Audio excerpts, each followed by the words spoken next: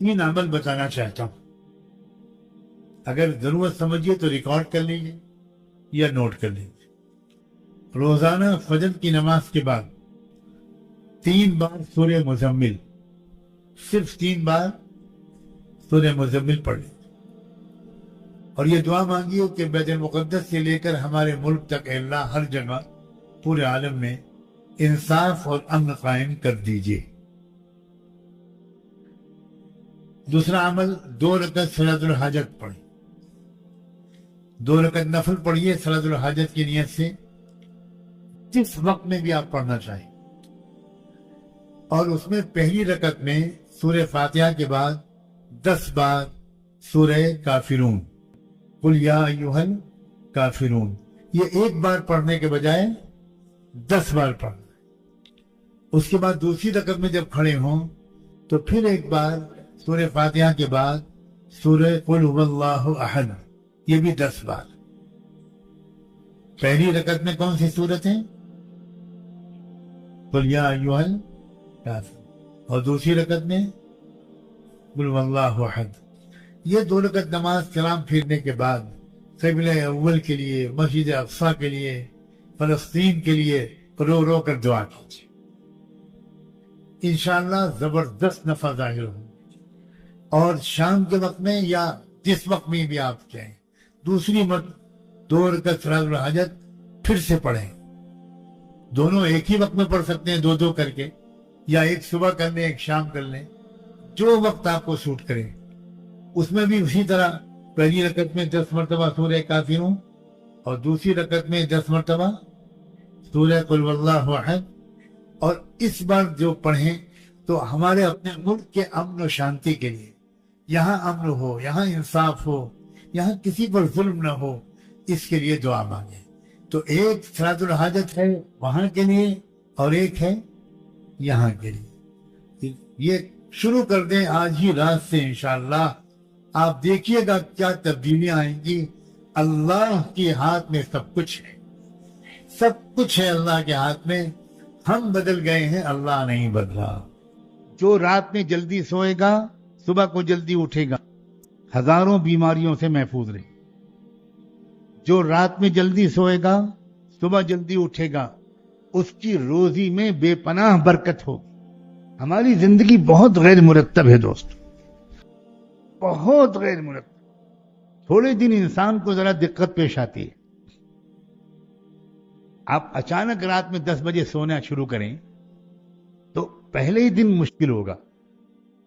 عادت ہے 12-1 بجے کے بعد لیٹنے کی، اور پہلے ہی دن یہ ہو جائے کہ بھئی کھانا 8-8:30 بجے کھا لیا، عشاء سے پہلے کھانا کھا لیا، عشاء کے بعد 1 گھنٹہ، اس کے بعد آرام، بس۔ تو یہ پہلے دن بہت مشکل ہوگا۔ سب سے پہلے تو گھر والوں کی سمجھ میں نہیں آئے گا کہ یہ کیا ہوا، اور پہلے ہی دن آپ اگر ہار گئے تو ختم۔ صبح کو جلدی مناسب وقت پر اٹھنا رات میں جلدی سوئے بغیر ممکن نہیں، بالکل ممکن نہیں۔ اور صحت، روزی اور دین تینوں کا دار و مدار رات میں جلدی سونے اور صبح اٹھنے پر ہے۔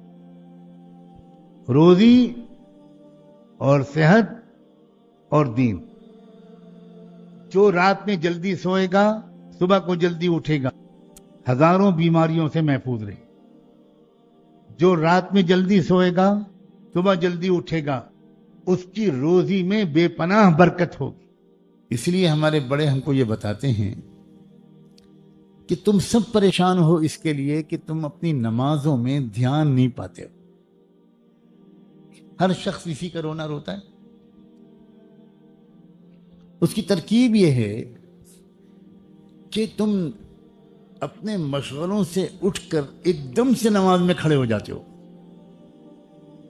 اذان کے بعد بھاگتے ہوئے آتے ہو اپنے دفتر سے، اپنی دکان سے، اور اب تو اس زمانے میں تو گویا مسجد کے دروازے تک، وضو خانے تک موبائل سے بات کرتے ہوئے آتے ہو، اور اس کے بعد ایک دم سے نماز کے لیے کھڑے ہو جاتے ہو، تو تمہارا دماغ انہی خیالوں میں کیسے الجھا نہیں رہے گا جس میں تم ابھی تک مشغول تھے۔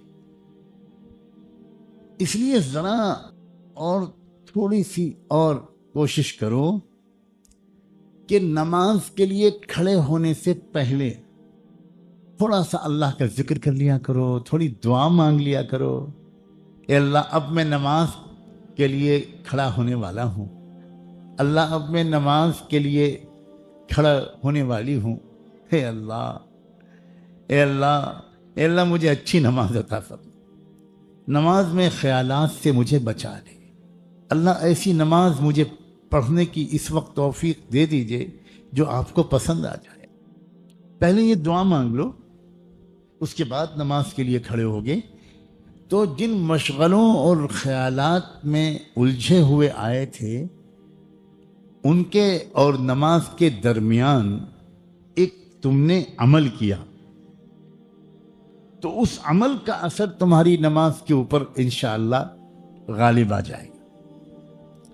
نہ صحیح پوری 4 رکعت میں 100% استحضار اور حضوری شروع میں نہ بھی ہو، تب بھی نماز کے ایک نہ ایک حصے میں تمہارا دل اور دماغ اللہ کی طرف متوجہ ہو جائے اور آہستہ آہستہ اس کا جو تناسب ہے وہ بڑھتا چلا جائے اور مستقل یہ محنت کرتے رہو گے تو ایک نہ ایک دن تم کو وہ نماز بھی نصیب ہو جائے گی جس میں تم تکبیر تحریمہ سے لے کر سلام تک ایک لمحے کے لیے بھی اپنے اللہ سے غافل نہیں. اور اس نماز کے بعد تم کو پھر جو لذت ملے گی، جو چین ملے گا، تمہاری آنکھوں میں جو ٹھنڈک اترے گی، کلیجہ تمہارا جو تر ہو جائے گا، تب تم کو پتہ چلے گا کہ ارے میں لذتیں کہاں ڈھونڈ رہا تھا، میں لذتیں گناہوں میں ڈھونڈ رہا تھا، میں دل کا چین و اطمینان معصیت میں ڈھونڈ رہا تھا. دل کا چین و اطمینان تو اللہ کے قدموں پہ اپنا سر رکھ دینے میں مزہ آئے، محسوس ہو کہ میں اپنے مالک کے قدموں کا بوسہ لے رہا ہوں. کیا نصیب تھا ان اللہ والوں کا جن کی شاید ہر نماز ایسی ہوتی تھی.